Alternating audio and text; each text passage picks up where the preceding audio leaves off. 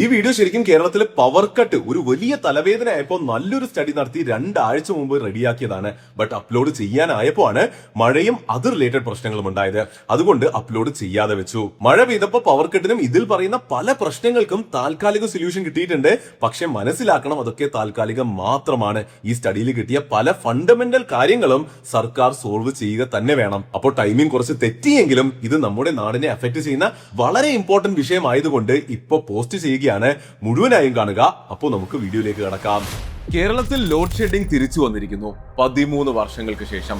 സംസ്ഥാനത്ത് ഇന്ന് വൈദ്യുതി നിയന്ത്രണം വേണ്ടിവരുമെന്ന് KSEB. പവർ എക്സ്ചേഞ്ചിൽ വൈദ്യുതി കിട്ടാനില്ല. വീണ്ടും നമ്മൾ പഴയ കാലത്തേക്ക് തിരിച്ചു പോകുന്നു.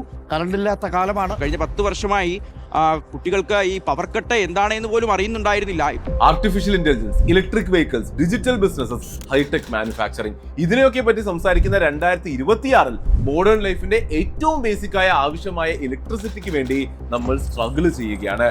എൻ്റെ വീട്ടിൽ 1.25 മണിക്കൂറാണ് വൈദ്യുതി ഇല്ലാതായത്. ഇത് എനിക്ക് മാത്രമല്ല, ഒരുപാട് ആളുകൾക്ക് സംഭവിക്കുകയാണ്. പുതുയുഗത്തിലേക്ക് കുതിക്കാൻ ആഗ്രഹിക്കുന്ന കേരളത്തിന് ഇത് ശരിക്കും വലിയൊരു എക്കണോമിക് ഡാമേജ് ആണ് ഉണ്ടാക്കിയിരിക്കുന്നത്.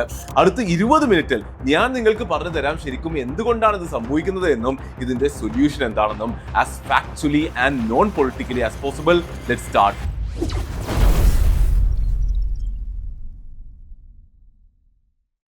എന്തുകൊണ്ടാണ് പവർ കട്ട് സംഭവിക്കുന്നത് എന്ന് മനസ്സിലാക്കാൻ ആദ്യം ഇലക്ട്രിസിറ്റി എങ്ങനെ നമ്മുടെ അടുത്ത് എത്തുന്നു എന്ന് മനസ്സിലാക്കണം. ദാ ഇത് കണ്ടോ, ഒരു സൈഡിൽ കൺസ്യൂമേഴ്സ് ഉണ്ട്, വീടുകൾ, കടകൾ, ഓഫീസസ്, ഫാക്ടറീസ്, അങ്ങനെ ഇലക്ട്രിസിറ്റി യൂസ് ചെയ്യുന്ന എല്ലാവരും. മറ്റേ സൈഡിൽ ഈ ഇലക്ട്രിസിറ്റി ക്രിയേറ്റ് ചെയ്യുന്നവർ, power plants, hydro, thermal, nuclear, solar, അങ്ങനെ എല്ലാ പവർ പ്ലാന്റ്സും. ഇനി ഇവിടെ ഇമ്പോർട്ടന്റ്, ഈ പവർ പ്ലാന്റ്സിൽ ഉണ്ടാക്കുന്ന ഇലക്ട്രിസിറ്റി നമ്മുടെ അടുത്തേക്ക് എത്തിക്കുന്ന ട്രാൻസ്മിഷൻ ഗ്രിഡ് ആണ്. ഇത്രയും സിമ്പിൾ ആണല്ലോ. എന്നാൽ ഇത് കേട്ടോ, വളരെ ഇമ്പോർട്ടന്റ് ആയ ഒരു കാര്യമാണ്. ഈ ഗ്രിഡ് എന്ന് പറയുന്നത് ഒരു പൈപ്പ് പോലെയാണ്, അല്ലാതെ ഒരു ടാങ്ക് പോലെയല്ല. അതായത് ഗ്രിഡിൽ ഇലക്ട്രിസിറ്റി സ്റ്റോർ ചെയ്ത് വെക്കാൻ പറ്റില്ല.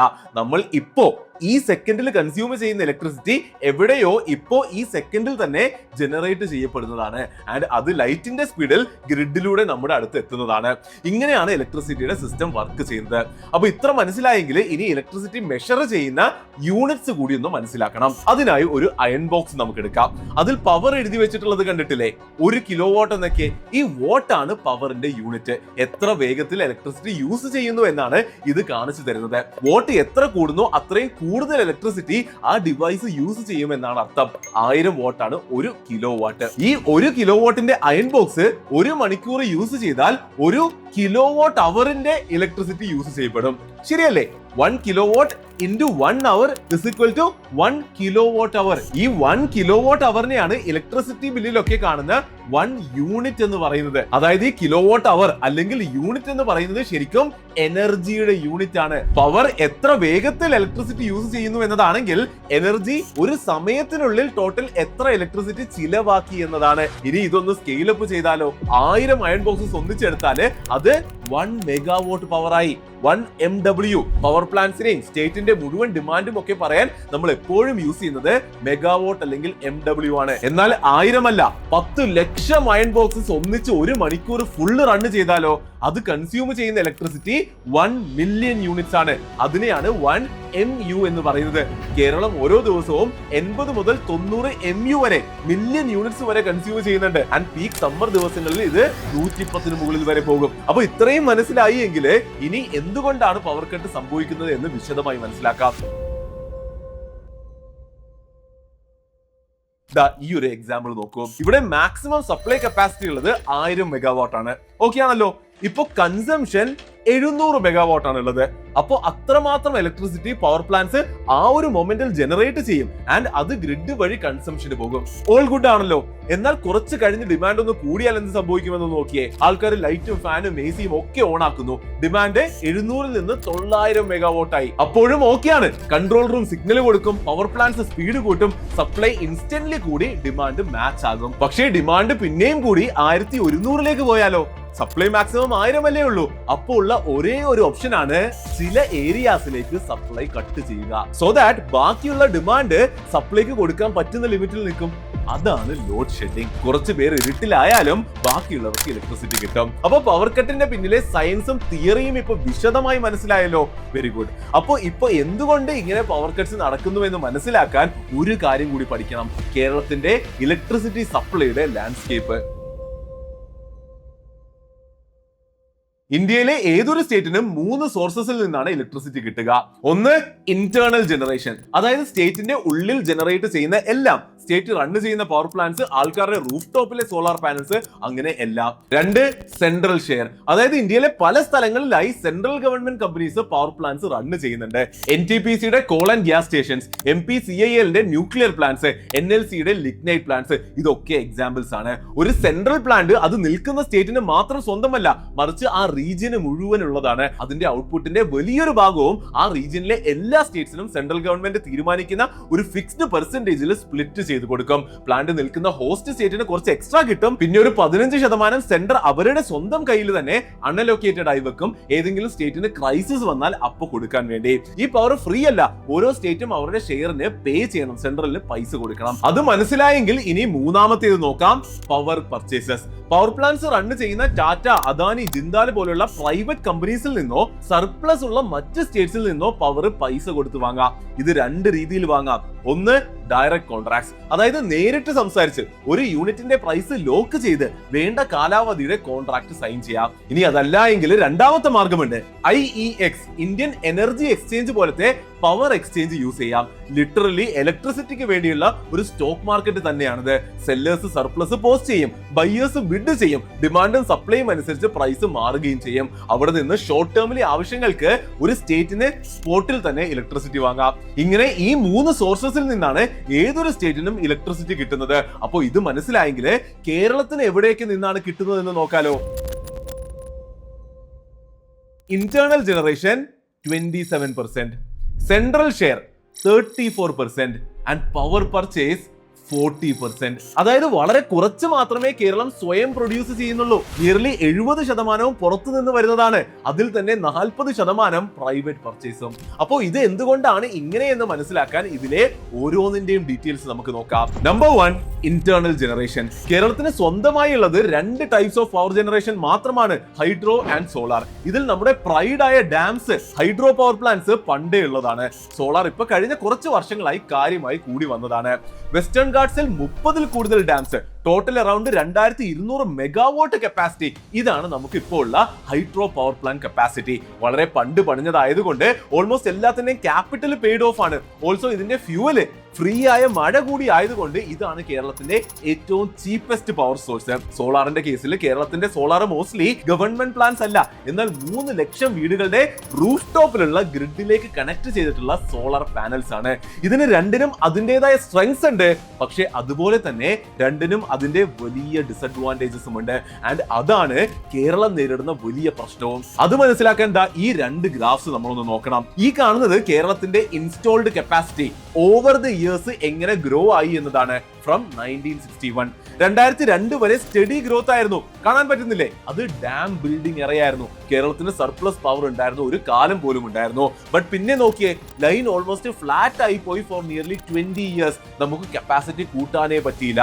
അതിന്റെ കാരണങ്ങളൊക്കെ ശരിക്കും പലതാണ്. ഒന്ന്, നമുക്ക് ആവശ്യത്തിന് ലാൻഡ് ഇല്ല. ഇന്ത്യയിലെ ഏറ്റവും ഡെൻസ്ലി പോപ്പുലേറ്റഡ് ആയ സ്റ്റേറ്റ്സിൽ ഒന്നാണ് നമ്മള്. പിന്നെ പുതിയ ഡാംസ് പണിയാൻ പറ്റുന്നതൊക്കെ വെസ്റ്റേൺ ഗാർഡ്സിൽ ഫോറസ്റ്റിന് ഉള്ളിലാണ്. പക്ഷെ കേരളം റിപ്പീറ്റഡ്ലി ഫോറസ്റ്റ് പ്രൊട്ടക്ട് ചെയ്യാൻ ചൂസ് ചെയ്തു. പിന്നെ കോൾ, ഡീസൽ, ന്യൂക്ലിയർ ഇതുമൊക്കെ എൻവയോൺമെന്റൽ ഗ്രൗണ്ട്സിൽ ഔട്ടായി. ആൻഡ് അപ്രൂവ് ആയ പ്രൊജക്ട്സ് പോലും പള്ളിവാസൽ എക്സ്റ്റൻഷൻ ഒക്കെ പോലെ എക്സിക്യൂട്ട് ആകാൻ 10-15 വർഷങ്ങൾ എടുത്തു. ഇങ്ങനെ പല പല കാരണങ്ങളായി നമ്മുടെ കപ്പാസിറ്റി ഗ്രോ ചെയ്തില്ല. ആകെ സമാധാനമുള്ളത് അവസാനം കാണുന്ന കഴിഞ്ഞ കുറച്ച് വർഷങ്ങളായി സോളാർ അഡോപ്ഷൻ കാരണം കപ്പാസിറ്റിക്ക് വന്ന വലിയൊരു ഗ്രോത്ത് ആണ്. ഇൻഫാക്ട് ഈ ഏപ്രിലിൽ ഹിസ്റ്റോറിക് ആയ ഒരു കാര്യം നടന്നു. സോളാർ ഹൈഡ്രോയെ മറികടന്ന് കേരളത്തിന്റെ ലാർജസ്റ്റ് ഇൻസ്റ്റോൾഡ് പവർ സോഴ്സ് ആയി മാറി. അപ്പോൾ ഇതാണ് കേരളത്തിന്റെ ഇൻസ്റ്റോൾഡ് കപ്പാസിറ്റിയുടെ കഥ.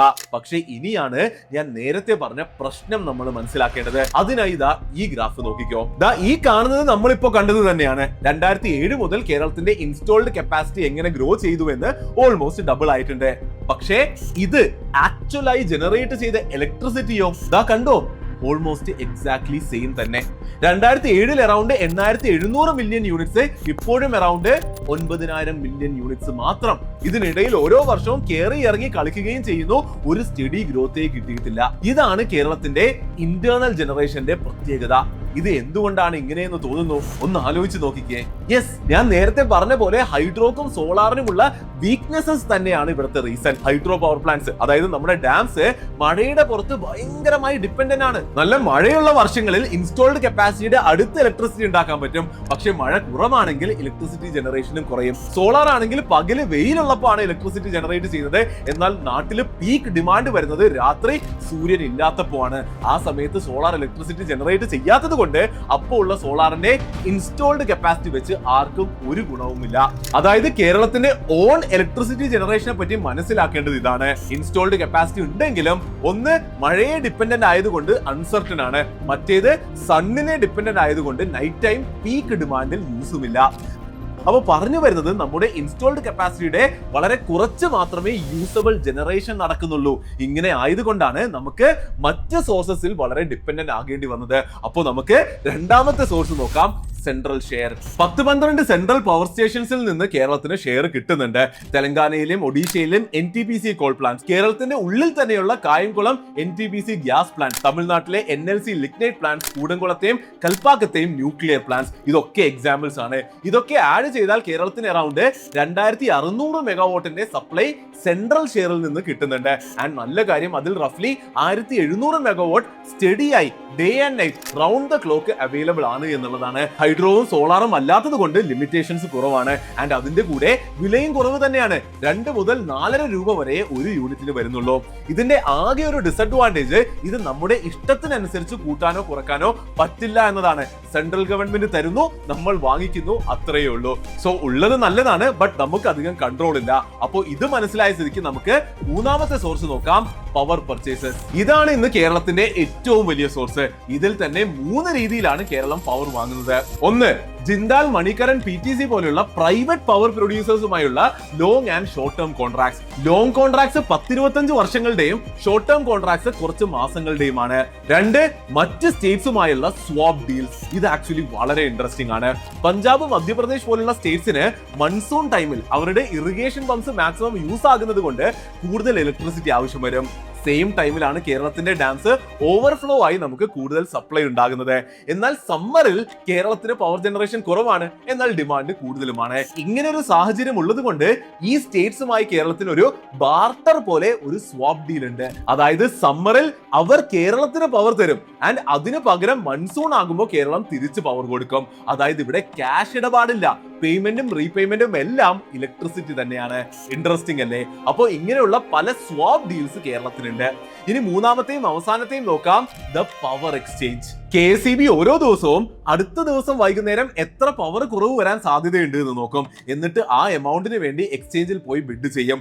ഇന്ന് വാങ്ങും, നാളെ ഡെലിവറി. മറ്റ് സോഴ്സസിൽ നിന്ന് സപ്ലൈ തികയാതെ വരുമ്പോൾ ഡിമാൻഡ് മീറ്റ് ചെയ്യാൻ ഇത് പെർഫെക്റ്റ് സൊല്യൂഷൻ ആണ്. പക്ഷെ ഇതിന്റെ പ്രശ്നം പ്രൈസ് ഫിക്സ്ഡ് അല്ല എന്നതാണ്.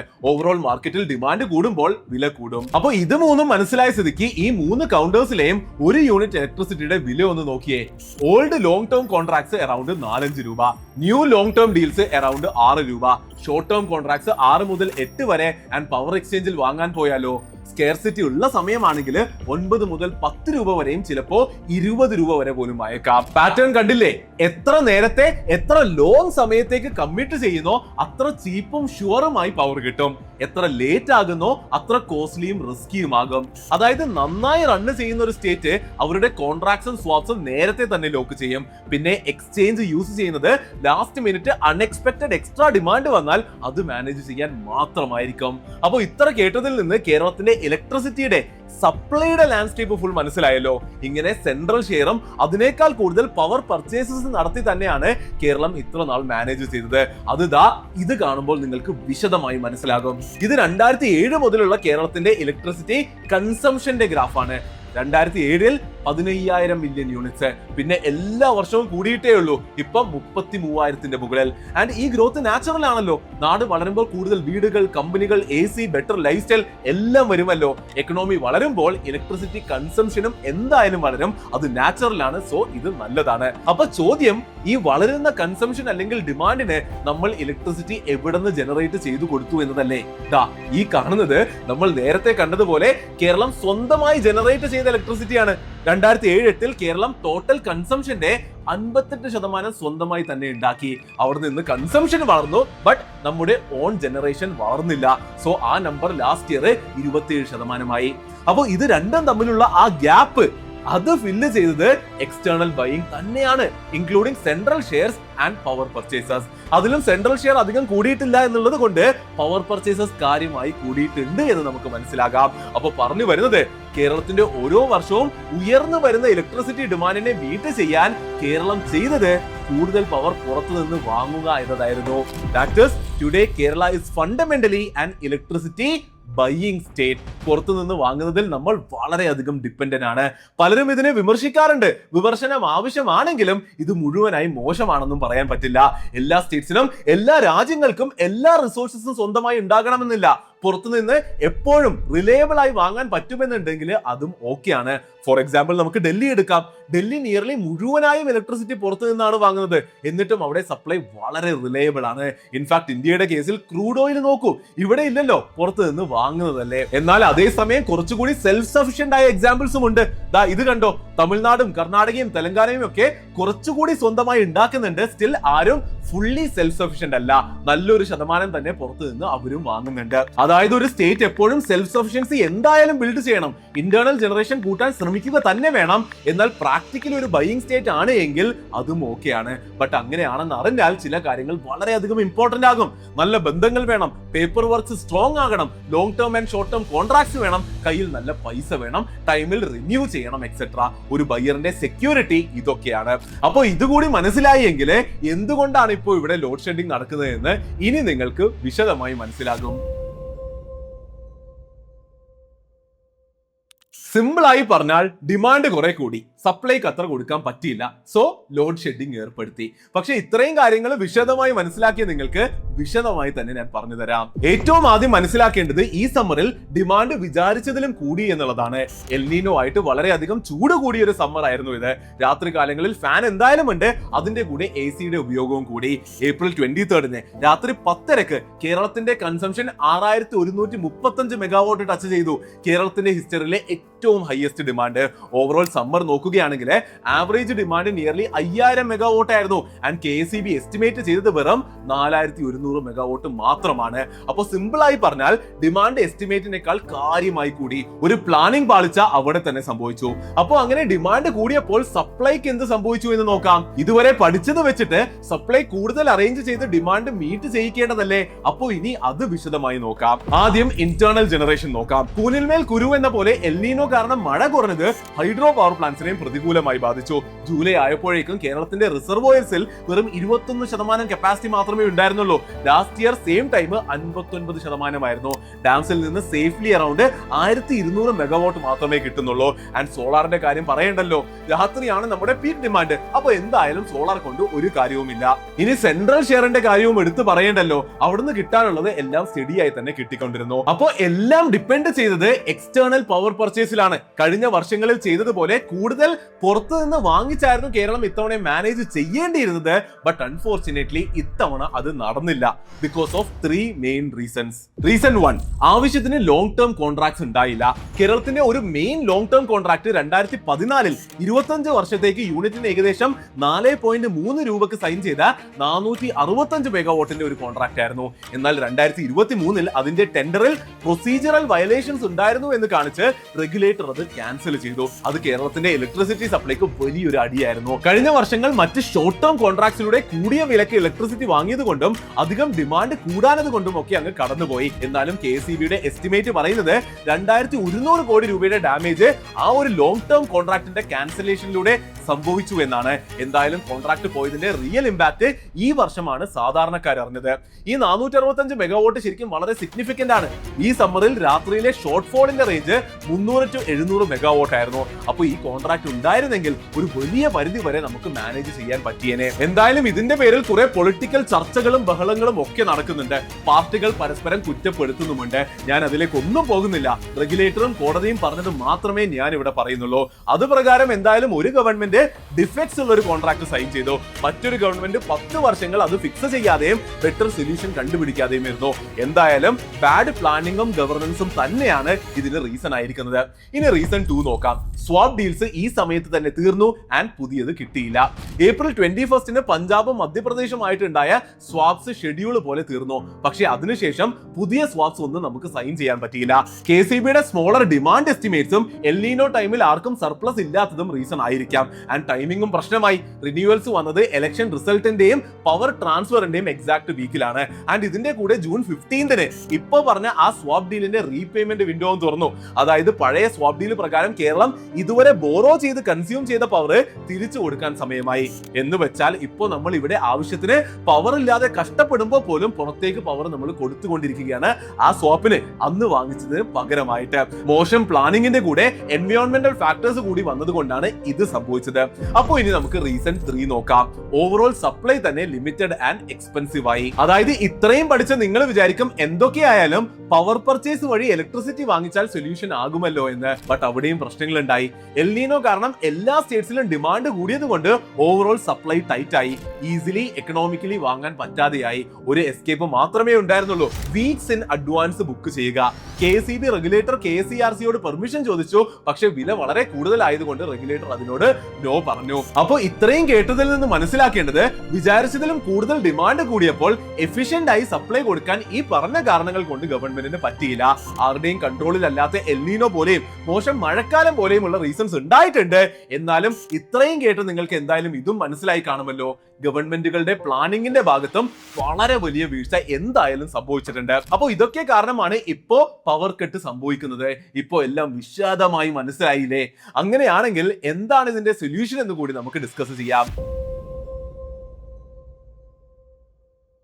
എഗെയിൻ പൊളിറ്റിക്കലി ഒന്നും തന്നെ ഞാൻ പറയുന്നില്ല. നമ്മുടെ നാടിന് ശരിക്കും ആവശ്യമുള്ള റിയൽ സൊല്യൂഷൻ മാത്രം പറയാം. ഒന്ന്, we need to buy better. Emergency purchases ഇപ്പോൾ നടക്കുന്നുണ്ട്. പക്ഷേ real fix long contracts early ആയി സൈൻ ചെയ്യുക എന്നത് മാത്രമാണ് അത് ചെയ്യേണ്ടതുണ്ട്. 2, ബാറ്ററീസ് ഫോർ ചീപ്പ് പവർ. കേരളത്തിന്റെ ഡീപ്പസ്റ്റ് പ്രോബ്ലം സോളാർ പവറിന്റെ ടൈമിംഗ് ആണ്. ഗ്രിഡ് ലെവൽ ബാറ്ററീസ് വെച്ച് എന്നാൽ ഇത് ഫിക്സ് ചെയ്യാൻ പറ്റും. Battery energy storage system BESS 500 megawatt capacity ഉള്ള 6 ബാറ്ററി പാർക്സിന്റെ പണി ഇതാ ഇപ്പോൾ നടക്കുന്നുണ്ട്. ഇത് വന്നാൽ നമ്മുടെ സ്ട്രെങ്ത് ആയ സോളാർ ശരിക്കും നമുക്ക് വളരെയധികം യൂസ്ഫുൾ ആകും. വേറെ ഡേ ടൈമിൽ കിട്ടുന്ന ചീപ്പ് പവറും ഇതിന് യൂസ് ചെയ്യാം. 3, സൂപ്പർ ചാർജിംഗ് ആർ ഡാംസ്. KCBയുടെ ഒരു മെയിൻ പ്രയോറിറ്റിയാണ് പമ്പ്ഡ് സ്റ്റോറേജ്. അതായത് പകൽ കിട്ടുന്ന ചീപ്പ് പവർ യൂസ് ചെയ്ത് വെള്ളം മുകളിലേക്ക് പമ്പ് ചെയ്യും. എന്നിട്ട് നൈറ്റിൽ അത് യൂസ് ചെയ്ത് ഹൈഡ്രോ പവർ ജനറേറ്റ് ചെയ്യും. നമ്മുടെ ഡാംസ് മോസ്റ്റ്ലി മഴയിൽ ഡിപ്പെൻഡന്റ് ആണ് എന്ന ആ മേജർ പ്രോബ്ലം ഇതിലൂടെ സോൾവ് ചെയ്യാൻ പറ്റും. 4, ഇംപ്രൂവിംഗ് ആർ ട്രാൻസ്മിഷൻ കപ്പാസിറ്റി. പുറത്തുനിന്ന് ഇലക്ട്രിസിറ്റി വാങ്ങിക്കാൻ കോൺട്രാക്ട് ഉണ്ടായിട്ട് മാത്രം കാര്യമില്ലല്ലോ. അത് ഇവിടെ എത്തിക്കാൻ സ്റ്റേറ്റിന് അകത്തെ ട്രാൻസ്മിഷൻ ബിൽഡ് ചെയ്യേണ്ടത് നമ്മളാണ്. ഇപ്പോൾ ഉള്ള കപ്പാസിറ്റി അത്ര പോരാ, അത് തീർച്ചയായിട്ടും കൂട്ടേണ്ടതുണ്ട്. അപ്പോൾ ഇനി 5ാമത്തേത് നോക്കാം. Build more internal sources. ഇപ്പോൾ ഉള്ള ഹൈഡ്രോവും സോളാറും അല്ലാതെ എന്നാൽ ക്ലീനും റിലയബിളുമായ സോഴ്സസ് ബിൽഡ് ചെയ്യാൻ നോക്കണം. KCB തന്നെ സ്മോൾ മോഡുലാർ റിയാക്ടേഴ്സ് വെച്ചുള്ള ന്യൂക്ലിയർ പവർ പ്ലാന്റ്സ് സജസ്റ്റ് ചെയ്യുന്നുണ്ട്. നമ്മുടെ കേരളത്തിന്റെ മണ്ണിലുള്ള തോറിയം റിസോഴ്സും ഒക്കെ വളരെയധികം ഇൻട്രസ്റ്റിംഗ് ആണ്. അപ്പോൾ ഇതെല്ലാമാണ് കേരളത്തിന് ചെയ്യാൻ സാധിക്കുന്നത്. ഇതെല്ലാമാണ് കേരളം ചെയ്യേണ്ടത്. എന്നാൽ ഇതിനേക്കാൾ ഒക്കെ ഇമ്പോർട്ടന്റ് എപ്പോഴും നല്ല ഭരണവും നല്ല പ്ലാനിങ്ങുമാണ്. അതും അതിശക്തമായി തന്നെ ഉണ്ടാകുമെന്ന് ഞാൻ പ്രതീക്ഷിക്കുന്നു. ഇനി ഇതിന്റെ കൂടെ ഈ ക്രൈസിസിന് ഒരു സൊല്യൂഷനായി ഞാനും നിങ്ങളും അടങ്ങുന്ന സാധാരണക്കാർക്ക് കൂടി എന്ത് ചെയ്യാൻ പറ്റുമെന്ന് നമുക്ക് നോക്കാം. 1, രാത്രിയിൽ നിന്ന് രാവിലത്തേക്ക് മാറ്റാൻ പറ്റുന്ന ഇലക്ട്രിസിറ്റി ഉപയോഗം അങ്ങനെ തന്നെ മാറ്റുക.